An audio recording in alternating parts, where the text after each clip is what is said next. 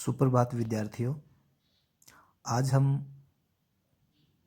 राहुल सांकरत्यायन द्वारा रचित ल्हासा की ओर पाठ के प्रश्न उत्तरों का अभ्यास करेंगे, उनको पढ़ेंगे। इससे पहले वाले वीडियो में हमने पाठ के बारे में पढ़ा था और ये आज हमारा हिंदी का क्षितिज भाग प्रथम में 2 पाठ कंप्लीट हो जाएंगे, पूर्ण हो जाएंगे।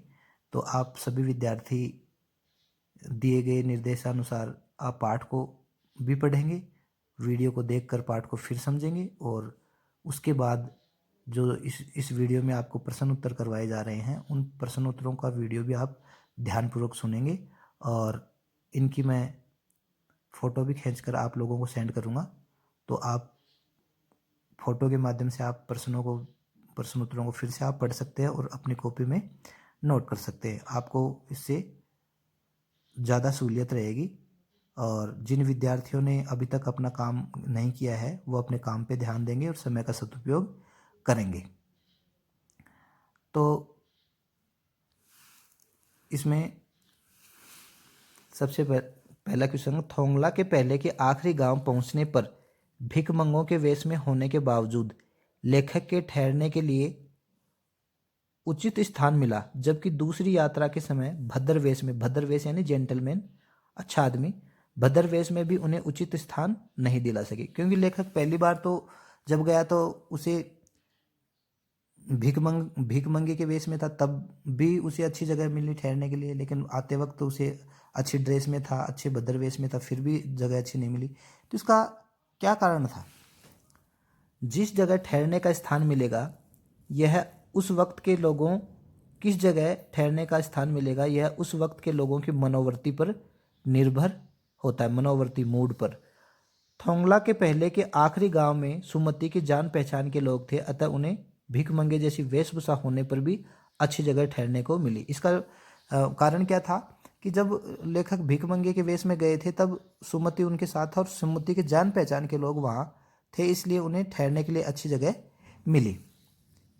5 साल बाद वे उसी रास्ते से लौटे, तब वे भद्र वेश में तथा घोड़ों पर सवार थे। इसके बावजूद भी उन्हें एक गरीब झोपड़े में ठहरना पड़ा। शाम को वहाँ के लोग छंग पीते हैं और होश हवास खो बैठते हैं। छंग वहाँ का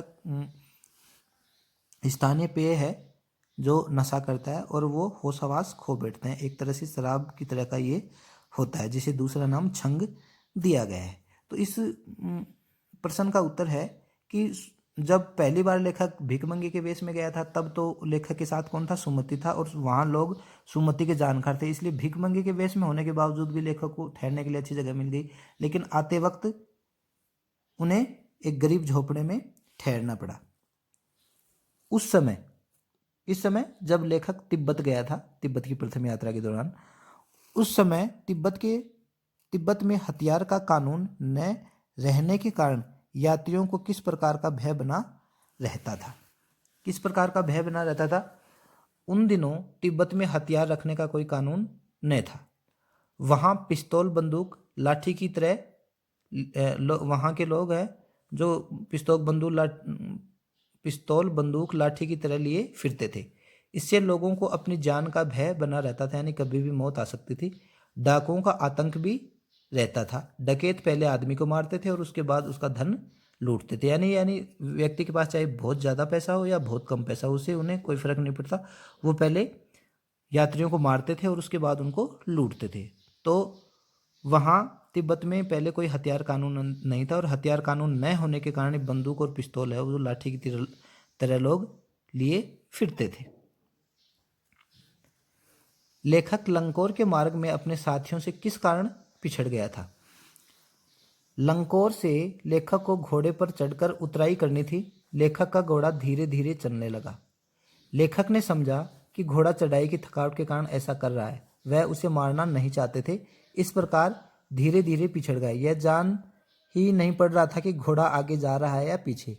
जब लेखक जोर देने लगता तो वह और सुस्त पड़ जाता, यानी घोड़ा है जो बिल्कुल धीरे चल रहा था, इसलिए लंकोर के मार्ग में लेखक कौन? राहुल सांकरत्यायन अपने साथियों से बिछड़ गया था।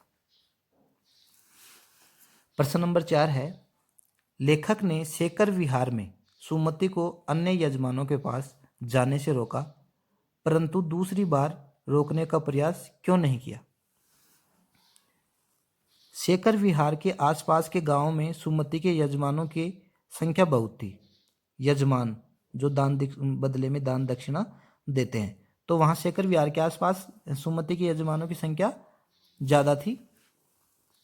वे गंडे देने के लिए अपने यजमानों के पास जाना चाहते थे। इस काम में हफ्ता भर लग सकता था, अतः लेखक ने सुमति को यजमानों के पास जाने से रोक दिया। उसने लासा पहुंचकर धन देने का लालच भी दिया। सुमति को यह कहा कि हम जब लासा पहुंच जाएंगे तो आपको पैसा मिलेगा। परंतु दूसरी ओर लेखक ने सुमति को यजमानों के पास जाने से नहीं रोका, क्योंकि उस समय लेखक हस्तलिखित पोथियों में डूबा हुआ था। हस्तलिखित यानी हाथ से लिखी हुई पोथियां ग्रंथ, उन्हें पढ़ने के लिए उसे एकांत की आवश्यकता थी। अतः उसने सुमति को यजमानों के पास जाने दिया, क्योंकि अब लेखक क्या था, पुस्तकों के भीतर था। और इन हस्तलिखित पुस्तकों की संख्या कितनी थी? 103 थी, और प्रत्येक का वजन कितना था? 15 किलो वजन था। तो लेखक अब की बार है उन ग्रंथों को पढ़ने में रम गया, यानी लेखक पुस्तकों के भीतर था, और इसी कारण लेखक ने अब की बार सुमति को अपने यजमानों के पास जाने दिया, जबकि वो पहले लेखक रोक रहा था। अपनी यात्रा के दौरान लेखक को किन किन कठिनाइयों का सामना करना पड़ा? जब लेखक ने सब 1929-30 में अपनी पहली तिब्बत यात्रा की थी, तो लेखक को किन किन कठिनाइयों का सामना करना पड़ा? एक तो लौटते समय लेखक को ठहरने के लिए अच्छा स्थान नहीं मिला। उसे एक गरीब झोपड़े में ठहरना पड़ा। ऐसा क्यों हुआ? क्योंकि जाते वक्त तो सुमति के यजमान थे, इसलिए उन्हें भिखमंगे के वेश में भी अच्छी जगह मिल गई, लेकिन लौटते समय उन्हें अच्छा स्थान नहीं मिला, उन्हें एक गरीब झोपड़े में ठहरना पड़ा। लेखक को कई बार डाकुओं के सामने भीख मांगने का नाटक करना पड़ा, जिससे उनकी जान बच जाए। और भीख मांगते समय लेखक जीभ निकाल के कुची कुची कहने लगते, जिससे वहाँ के डाकू हैं जो लेखक को पागल समझते और उन्हें छोड़ देते, क्योंकि वहाँ जान जाने का खतरा भी था। डाकू कुछ पैसों के लिए व्यक्ति को मार देते थे और उसके बाद फिर उसे लूटते थे। लेखक का घोड़ा उतराई के समय बहुत धीरे धीरे चल रहा था, अतः वह पिछड़ गया, यानी लोगों से पीछे रह गया। उन्हें भार ढोने के लिए कोई भरिया नहीं मिला, भार ढोने के लिए भरिया नहीं मिला। उन्हें तिब्बत की कड़ी धूप का सामना करना पड़ा, क्योंकि वहाँ न तो बर्फ थी, और उन्हें लेखक को तिब्बत की कड़ी धूप का सामना करना पड़ा। तो ये 4-5 कठिनाइयाँ हैं जो लेखक के सामने आई। प्रस्तुत यात्रा वृत्तांत के आधार पर बताइए कि उस समय का तिब्बती समाज कैसा था। यानी लेखक ने जब तिब्बत की यात्रा की तो उस तत्कालीन समय के आधार पर बताइए कि उस समय तिब्बत की सामाजिक व्यवस्था कैसी थी। तिब्बत की सामाजिक व्यवस्था में जाति पाति का, छुआछूत का कोई स्थान नहीं था, यानी जात पात नहीं थी, और छुआछूत, एक दूसरे को नीचा नहीं समझा जाता था, अछूत नहीं समझा जाता। वहाँ की स्त्रियां पर्दा नहीं करती थी। देखिए ये बहुत अच्छी बात है यहाँ की। वहाँ की स्त्रियां क्या नहीं करती थी? पर्दा प्रथा, जबकि भारत में पर्दा प्रथा अब तक भी प्रचलित है। वे अतिथि का सत्कार करती थी, वेलकम करती थी। वे अतिथि के लिए चाय पका देती थी। हाँ, अपने घर में निम्न श्रेणी के भिखमंगों को घुसने नहीं देती थी। क्यों? क्योंकि वे चोरी कर लेते थे। वहाँ के लोग धार्मिक प्रवृत्ति के थे, वे गंडों में विश्वास करते थे। वहाँ के लोग कैसे थे? धार्मिक प्रवृत्ति के थे, छुआछूत नहीं थी, जाति प्रथा नहीं थी, और पर्दा प्रथा नहीं थी, और अतिथियों का वो बहुत बढ़िया सत्कार करते थे। मैं अब पुस्तकों के भीतर था। नीचे दिए गए विकल्पों में कौन सा इस वाक्य का अर्थ बतलाता है? पुस्तकों के भीतर होना, यानी लेखक पुस्तकें पढ़ने में रम गया था।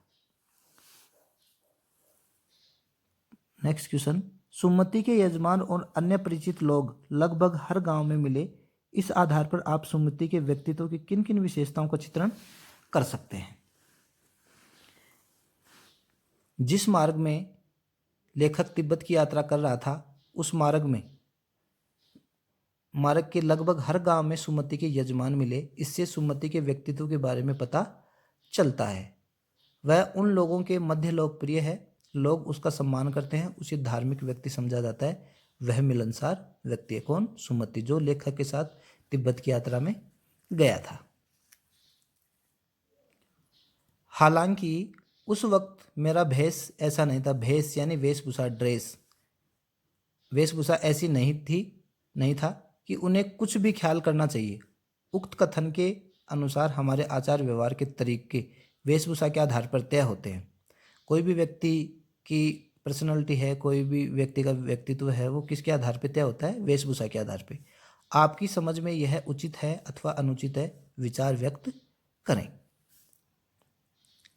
हालांकि अभी भी समाज में वेशभूषा के स्तर पर लोगों के आचार विचार तय होते हैं, पर हमारी दृष्टि में यह अनुचित है, क्योंकि किसी भी व्यक्ति की वेशभूषा को देखकर नहीं पता लगाया जा सकता कि ये व्यक्ति उच्च किस्म का है या निम्न किस्म का है, क्योंकि एक नीच किस्म का व्यक्ति भी अच्छी वेशभूषा पहनने से वो विद्वान तो नहीं बन सकता। व्यक्ति का सम्मान उसके गुणों के आधार पर किया जाना चाहिए। किसके आधार पर किया जाना चाहिए? उसके गुणों के आधार पर किया जाना चाहिए, न कि वेशभूषा के आधार पर। कोई मूर्ख अपनी वेशभूषा पहन ले तो वह आदर का पात्र नहीं बन जाता। ये बिल्कुल सही बात कही है कि कोई मूर्ख व्यक्ति है, अच्छी ड्रेस पहन ले या अच्छे कपड़े पहन ले तो वो विद्वान नहीं बन सकता। यात्रा वृत्तांत के आधार पर तिब्बत की भौगोलिक दशा का सब चित्र प्रस्तुत करें। वहाँ की दशा आपके राज्य शहर से किस प्रकार भिन्न है? तिब्बत भारत के उत्तर में स्थित है। कहाँ स्थित है? उत्तर में। और तिब्बत में डांडे खतरनाक जगह होती है। ये 16-17 हज़ार फीट ऊंचे हैं। इनके दोनों तरफ मीलों तक यानी कई किलोमीटर तक गांव नहीं होते। यहाँ नदियाँ दिखाई नहीं देती। यहाँ हिमालय के हजारों श्वेत शिखर हैं। भीटे की ओर दिखाई देने वाले पहाड़ बिल्कुल नंगे हैं। यहाँ न बर्फ की सफ़ेदी है और न किसी तरह की हरियाली है। उत्तर की तरफ बहुत कम बर्फ की चोटियाँ, यहाँ विशाल मैदान है जो पहाड़ी से घिरे टापू मालूम होते हैं। तिब्बत की अधिकतर जमीन छोटे बड़े जागीरदारों में बटी है। तो ये हमारे प्रश्न उत्तर थे। राहुल सांकृत्यायन द्वारा रचित लहासा की ओर पाठ के प्रश्न उत्तर थे। तो आशा है कि आप सभी को ये प्रश्न समझ में आएंगे। और भी कई इसमें क्वेश्चन है, अच्छे क्वेश्चन है। जैसे छोटे क्वेश्चनों से हम समझे कि लेखक ने तिब्बत की यात्रा किस वेश में की थी? भिखारी के वेश में की थी। ठीक है। और तिब्बत में ज़मीनों की क्या स्थिति है? मतलब तिब्बत में ज़मीनों की स्थिति क्या है? छोटे बड़े जागीरदार होते हैं, उनके कब्जे में वो ज़मीन होती है। सुमति अपने गंडे कैसे बनाता था? सुमति कपड़े की पतली चिरी बत्तियों से गंडे बनाता था। पहले उसने बोध गया से लाए कपड़ों के गंडे बनाए। वे खत्म हो जाने पर वो किसी भी कपड़े से बोध गया के गंडे बना लेता था। तो इस तरह से एक है कि तिब्बत में सबसे खतरनाक जगह कौन से? डांडे हैं जो 16-17 हज़ार फीट की ऊंचाई पे है। वहाँ क्या है, डाकुओं का डर भय हमेशा बना रहता था, हत्या का डर बना रहता था। दूसरी, इस पाठ में 2-3 चीज़ें हैं। एक तो वहाँ के तत्कालीन समाज के बारे में बताया गया है। यहाँ जाति पाति छुआछूत का सवाल नहीं है। वहाँ की औरतें पर्दा नहीं करती हैं और वहाँ भीख मंगो घर में नहीं घुसने दिया जाता। तो कुछ इस तरीके से क्वेश्चंस हैं।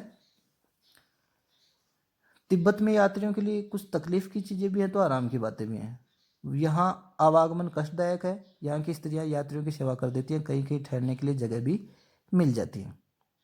लेखक का घोड़ा किस तरह से चल रहा था? बिल्कुल सुस्त चल रहा था उतराई के समय भी। भीटे की तरफ देखने वाले पहाड़ कैसे थे? वो बिल्कुल नंगे थे, उन पे बर्फ भी नहीं थी। तिब्बत में कानून की व्यवस्था क्या थी?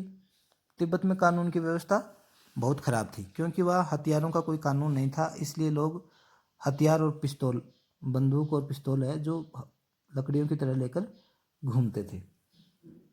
तो इस तरह से ये पाठ है, आपको बहुत अच्छी तरीके से समझ में आया होगा।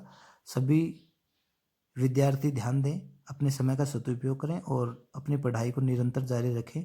सरकार बहुत अच्छा प्रयास कर रही है ऑनलाइन माध्यम से पढ़ाने का। तो आप सभी दिशा निर्देशों का पालन करें और ज़रूर समय का उपयोग करें। धन्यवाद।